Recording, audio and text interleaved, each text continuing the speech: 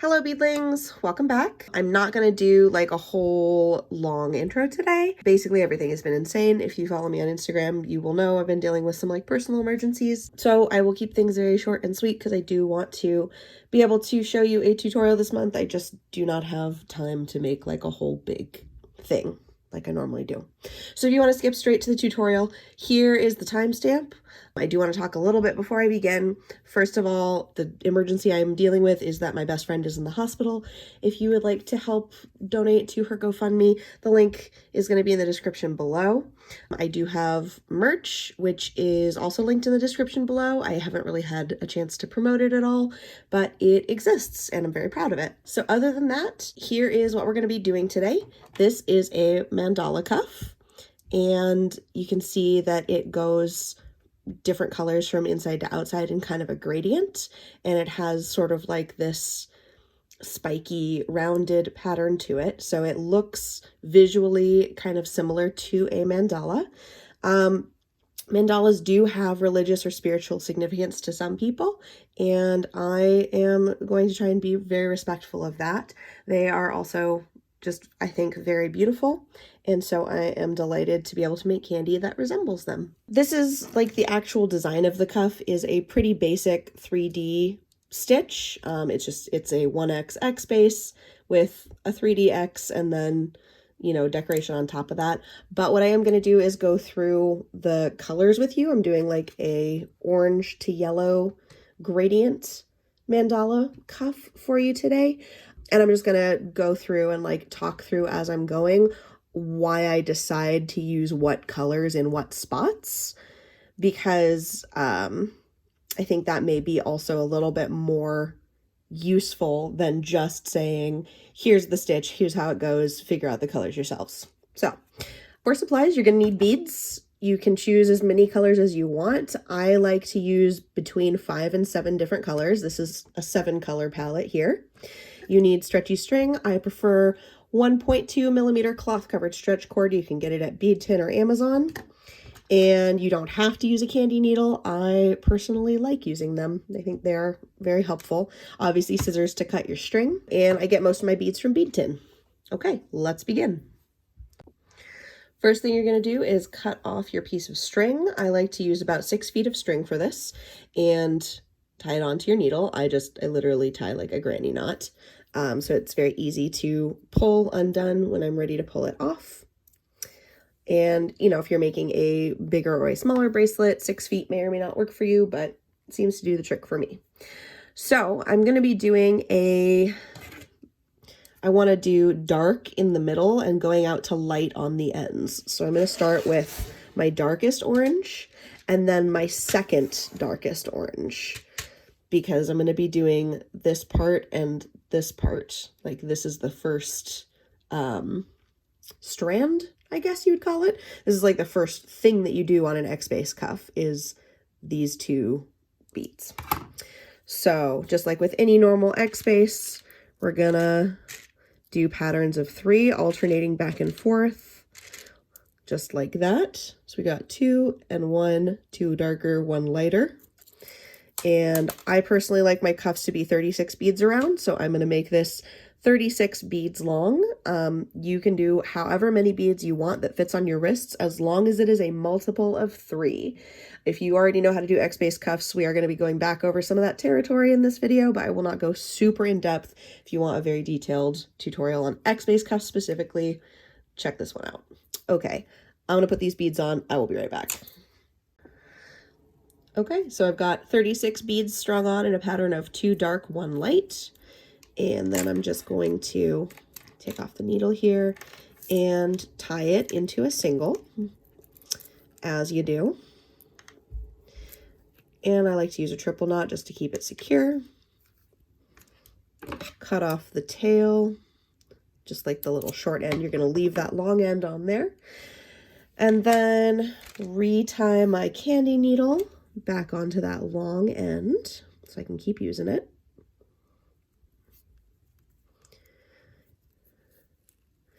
And then I'm going to put these 2 back and pull this middle color orange. And this middle color orange is what I'm going to use for the inside, just like the X's. It's going to be this color. You can see the knot is right there. So I'm going to just string through a couple of beads to hide the knot and make sure that I'm coming out of a light colored bead.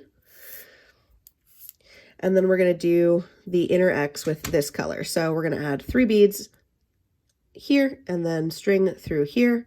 And it's going to look like this. 1, 2, 3, string through and pull that tight. So it has a little point there, just like that. We're going to repeat that all the way around the circle till we get back here. 3 beads between each light colored bead. Okay, so we have strung 3 beads between each light colored bead all the way around. This is the last one, and we're going to go through that light colored bead and then up through the next 2, coming out of the point of that first mid-tone orange spike, just like that. And we're going to repeat that one more time all the way around the circle, but this time, because we are finishing off the X, we're going to mimic the color pattern down here. So we're going to do 1 medium color orange, 1 dark yellow, 1 medium color orange. You know, I don't know what to call this. It's either light orange or dark yellow, but you get the point. And pull that through so that, see, it mirrors like that. So again, you're going to repeat that all the way around the circle, add 3 beads into the next point, and you're going to do dark, light, dark, or, you know, whatever, medium, less medium, more medium. I don't know. You see what I'm doing. 1, 2, 3, just like that. And this is just making sure that these light colored beads are still our connectors, both on the bottom row and the top row. So I'm going to do that all the way around, and I'll be right back. Okay, and you can see we are once again at the end, and you're going to do the same thing. Put it through the middle bead and then up through the next 2. So it's coming out of that first lighter color bead that you added, just like that. And now we're going to finish off this row by going back to the dark orange, and we're going to add 2 orange between each lighter colored bead so that we connect them, just like that. See? And we're going to do this all the way around the circle and come back here. Okay, so here we are. We have the string coming out of that connecting bead, and we've got the top row on there. And this is the bead that is going to be touching the next part of the 3D cuff. And so that's why I went with the lighter shade for this. Instead of going dark, medium, light, I went dark, light, medium, so that the light color would be touching our next light color. So for this next part of the arm, or the next, not the arm, but like this part of the 3D cuff, I'm going to do 1, 2, 3, 4, 5. So I have these 3 very similar but different shades of yellow. This is the darkest yellow, medium yellow, and kind of like a pastel yellow. And so I go dark, medium, light, medium, dark, just like that. Coming out of this bead, and we go on into this bead. And so you can see what that does is that makes this really nice, smooth color gradient happen into the next part of the cuff. If you've seen my tutorial on how to make 3D X-based cuffs, this is the exact same way. I'm just going a little bit more into detail on why I choose these colors to make it look more like an organic, what's the word? Not color melt, that's for hair. Not ombre, that's also for hair. Whatever, you get the idea. Just making it look like the color is smoothly moving through the different shades. I know y'all watching at home are going to be just yelling at your computer what the right word is here, but that's okay. So we do 5 and into the next. Just like that. So you're going to repeat that all the way around the cuff until you get back to here. Okay, so you can see we have added those spikes all the way around the cuff. We're coming back out of that original connecting bead, and we're going to just run the string up through the point, come out this bead,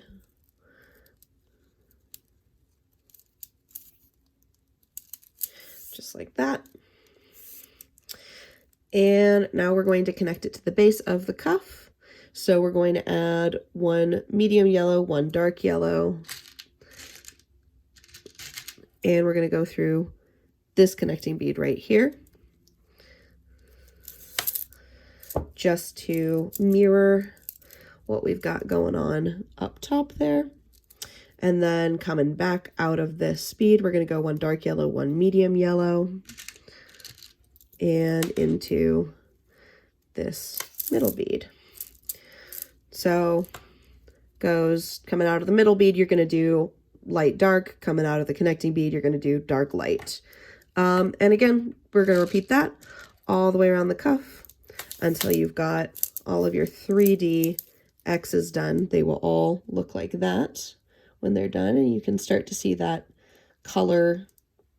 I still don't have the word, but you can see the color is starting to fade from one to the next. So I'm going to do that all the way around the circle, and I'll be right back.